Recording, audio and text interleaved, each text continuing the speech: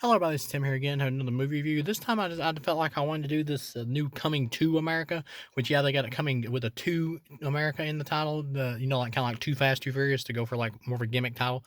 But yeah, it's a sequel to Coming to America. If you've ever seen the original, sorry, I had something on my eye, but if you've ever seen the original, like Eddie Murphy, Arsenio Hall, classic John Landis flick, I recommend you definitely watch it. It's a R-rated movie with some edgy humor, but mostly a warm story at its core. A sweet story, I mean. Uh, we got Coming to America 2 here. I'm going to assume most people watching this review are probably people who have seen the first film, so I'm not really going to go into detail on the first one. Pretty much by the end of the first one, Eddie Murphy ends up married, uh, or hooking up with his soon-to-be wife or whatever. So we got this second film here. Now, right off the bat, the flick is PG-13, where the first one was R. So that's usually kind of a warning sign when you do like a PG-13 sequel to an R-rated flick. That is usually kind of a warning sign. I mean, I think the only like PG-13 like sequel to an R-rated movie I've ever enjoyed was probably Live Free or Die Hard. Maybe that's probably about the only one. But yeah, other than that, I really haven't enjoyed any PG-13 sequel to an R-rated property. This pretty much goes along with that. I rate my movies from 1 to 4 stars. I'd give this a 1.5. I thought this film sucked as a whole. I don't think it's an absolutely terrible film. Like, when you watch the film, you can really tell that Eddie Murphy and Arsenio Hall and everybody that's involved with the flick are trying to make a legit sequel to the first film. Like, they bring back pretty much almost everybody from the first film, which was really cool. And I like that. And they really do try to make a true sequel, something that kind of is in the spirit of or honors the first film. They're trying to make something legit here. You can tell they're really trying. But by making it PG-13, there is a lot of raunchy comedy in here. Some of it involving like Leslie Jones's character that they kind of do push the PG-13 line with a little bit, and it does work. But for the majority of the movie, it's much more PG-13 type comedy. And I will say that a lot of this movie, in terms of the jokes and scenes and sequences and stuff, could have been better. I mean, some of the faults wouldn't have played as bad as if they would have pushed the R, if they would have had an R rating. That way they could have been more edgy with the comedy of the characters. It would have made up for some of the more weak story faults of the movie, and I think it would have helped the film better and your enjoyment of it better. But pretty much, Eddie Murphy has got like 3 daughters, and one of them is like the oldest, who is actually kind of hot, who wants to be the ruler of the kingdom. She's like trained her whole life for it. And then you got like a situation where James Earl Jones, his father from the first film, is like dying, and they do make some pretty funny jokes here, where James Earl Jones keeps talking about how he wants to kill Arsenio Hall's character Simi, which I thought was kind of funny. Then you got like Arsenio Hall playing like another character who's like kind of felt like a character who's like a parody of like the monkey dude from The Lion King. If you've seen The Lion King, like the baboon on there or whatever, who's like a mystic, you kind of got like a parody of that here. Um, but they need like a male heir to go to the throne, because that's kind of tradition in Zamunda, the kingdom where they live in.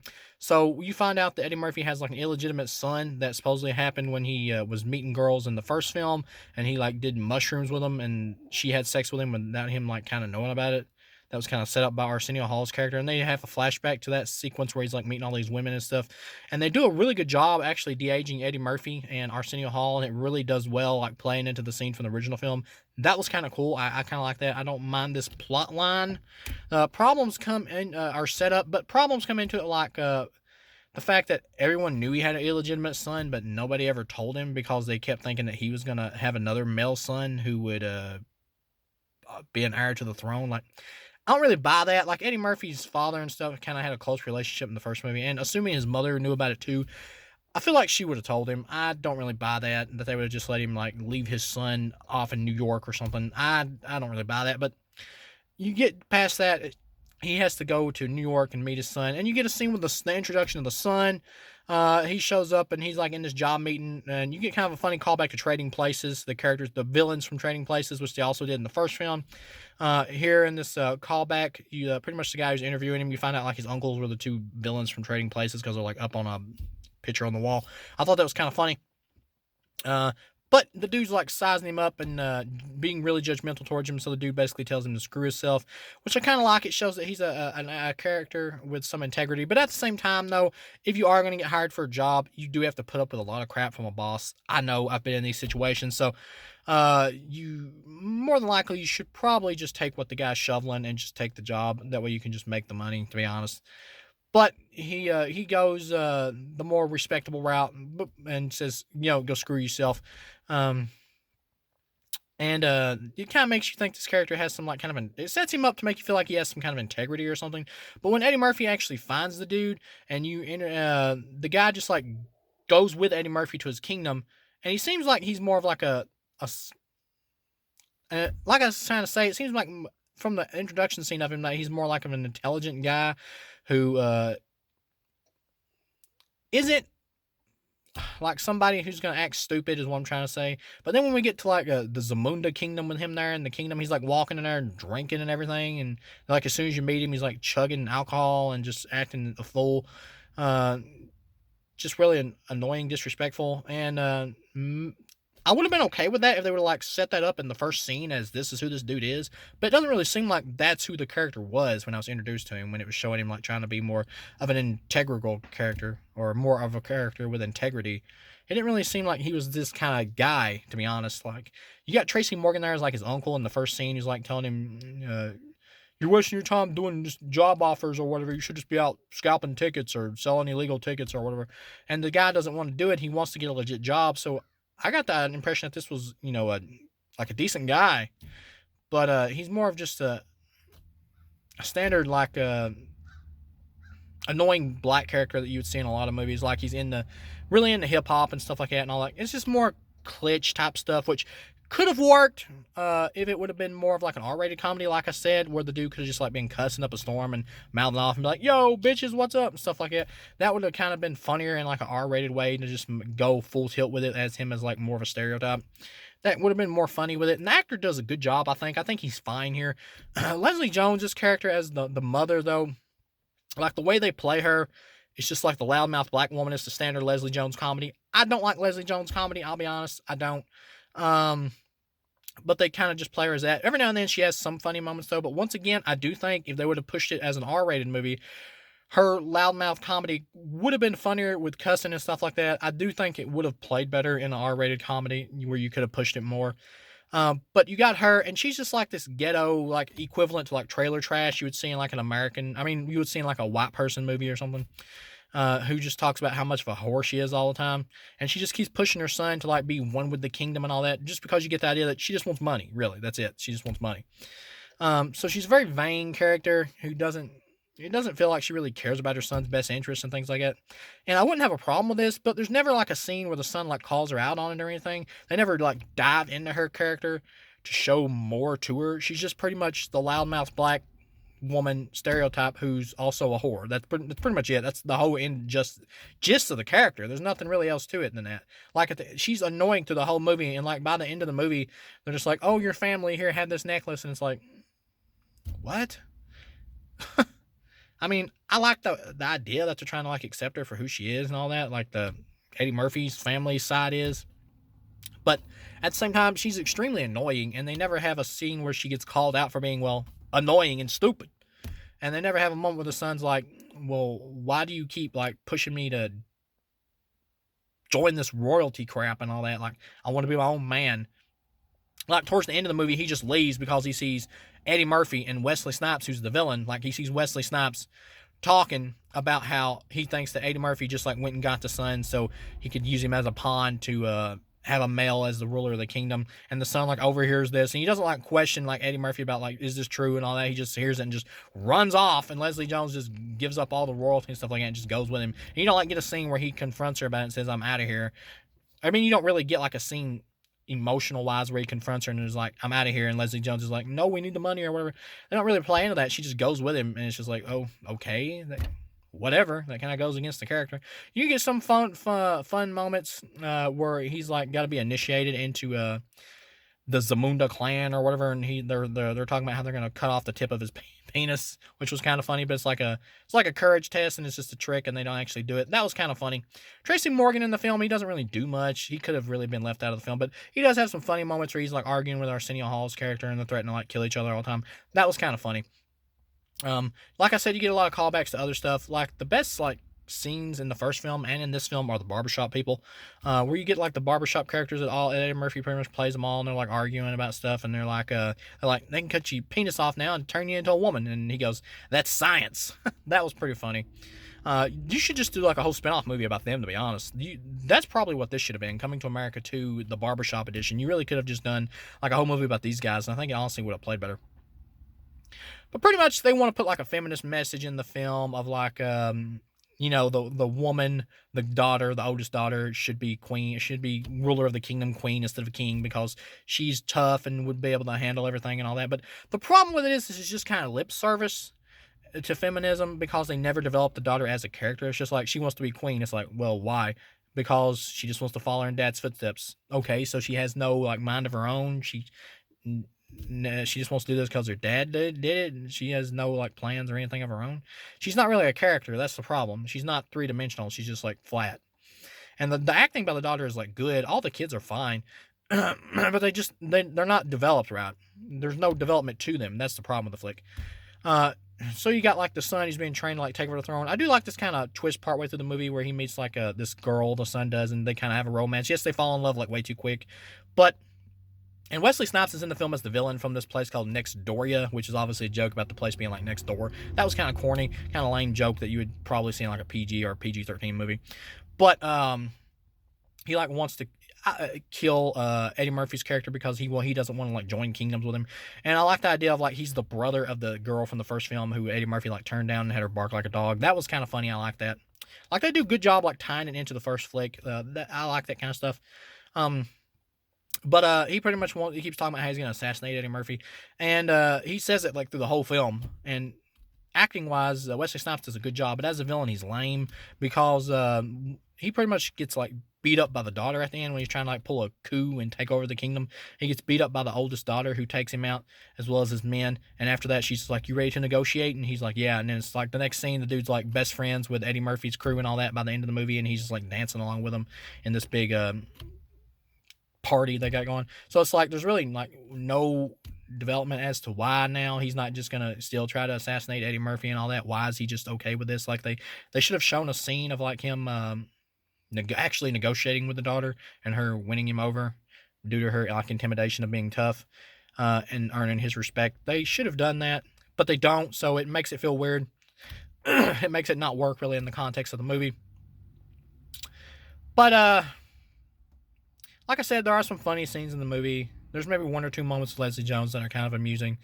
And the thing about the son is later on in the movie, he decides that he wants to be his own version of the king instead of being what Eddie Murphy wants him to be. He wants to be like how Eddie Murphy was when he was a prince and be his own self as the king. And that's kind of cool. I kind of like that character arc. He like wants to be himself and all that. That's kind of neat. But yeah, by the time you get to the end, the dude like runs off. Eddie Murphy finds him in New York and comes up to him and is like, sorry about that. I got a cough going on here. But Eddie Murphy like finds him in New York, and he's like, "You can be, I want you to be who you are, and I'm happy that you're in love and all that." He pretty much understands now what's going on, how the kid's kind of like he was in the first flick, wanting to find love or whatever. And he pretty much tells the dude, "You can be ambassador to Zamunda in like New York and all that with Zamunda things and things like that," which is kind of cool. And the daughter is going to become queen upon Eddie Murphy's passing. Once again, you don't really feel it because you don't really understand why the hell the daughter wants to become queen. Like, why does she care? They don't develop it. She's just kind of like a plot service that she's not developed. But yeah, all in all, by the end of the movie, I'd have to give it like a 1.5. It had a lot of potential in the story. And there's ways, just like I reviewed The Tax Collector, who I said there's ways you could rework that film to where it would work. It's the same thing with this one. There's ways easily you could like rework this flick and its story to where it would work. Like doing a sequel to Coming to America, you don't really need to do because it's a classic. And by the end of this movie, you don't really feel like you needed this film. Like there's even jokes in the film about where they're talking about movies and they're like, "Oh, we get now superhero flicks and unnecessary sequels and remakes." It's like, yeah, they're doing an in joke about the fact this movie even exists. Like Eddie Murphy knows there's really no reason for this flick, but he wanted to try it anyway. To kind of bring back some of that fun nostalgia. His mistake was making it PG-13. Like, I get maybe he felt like you could branch that out to a wider audience, but in today's climate with all the political correctness, what people really want is more of an R-rated, edgy type movie. The majority of people, Like, not people like on SJWs on Twitter or whatever, but the majority of people want like more R-rated type stuff now, that edgy stuff that can take them out of like the PC comfort zone. They really want that now. And putting it on like streaming, you could have really attracted that R-rated audience. They should have went for it. It was a mistake to go PG-13 with this. But but yeah, like some easily story reworking in this could have fixed it. Like if you want to go for a feminist type theme and stuff like that with the movie, just have it be to where instead of he has like multiple daughters and an illegitimate son or whatever, or a bastard son, just have it to be where he has multiple sons and none of them like want the throne or are good enough to take the throne, and so he has to go out and find an illegitimate daughter in New York. Like, have it actually be coming to America. Like, most of the movie takes place in Zamunda, is about Zamunda, but Zamunda was like the least interesting part in the first flick. It worked as like the introduction and it's like spiced in through the first film. But New York, and then being in New York, was where the comedy came from, the majority, or the best stuff. And so you should have just focused on them going back to New York. Keep it simple. Have them go back to like New York. Don't even include like the Wesley Snipes villain character. You don't really need that, to be honest. Just have it be him having to get an heir for the throne. He goes back to New York, look for his illegitimate daughter. That way you can keep the feminist theme if you want to. But it would play better because you could spend all the time like evolving the daughter as a character and explain who she is and all that. Just have it take place in New York and him kind of like meeting her, eventually telling her that he's her father, meeting the mother and stuff, and coaching her how to become a queen or whatever, a proper queen. Just play it like that. I think it would have made the story work a lot better if you just focused on that. Um, or if you want to like have the son character in the film, have like one of his sons from Zamunda like go after him in New York so he can like prove himself to Eddie Murphy's character and stuff like that, or try to, and then by the end of the movie he realizes that he's not worthy of the throne or to be king, and he sees that the girl is worthy, and so he just submits and lets her take over. You could do it like that and have the daughter be like a flawed person who Eddie Murphy has to like have her be like a scammer and stuff like that, and have Eddie Murphy like help her realize her potential, and play it to where it's like Eddie Murphy and Arsenio Hall enacting with like the new version of New York and what times are like today, and have the daughter like having to introduce them to like how everything's working and stuff like that and going in today's climate with New York. I think that all would have played much better as a sequel than what we do get here, and would have worked with the whole feminist thing they wanted to go with. But as is, I got to give this a 1.5 out of 4. Like, I can see some people like thinking this movie is like okay, like an okay time waster. Like if you watch this movie first and you're used to like the PG-13 rating, and the more it has more of like a family plot line than the first, which I thought was fine. But once again, it doesn't work with the story they're doing here.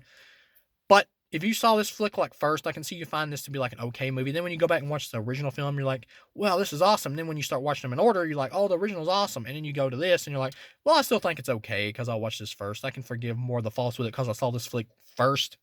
There are some people who are going to be in that position just because they see this one first before the first film.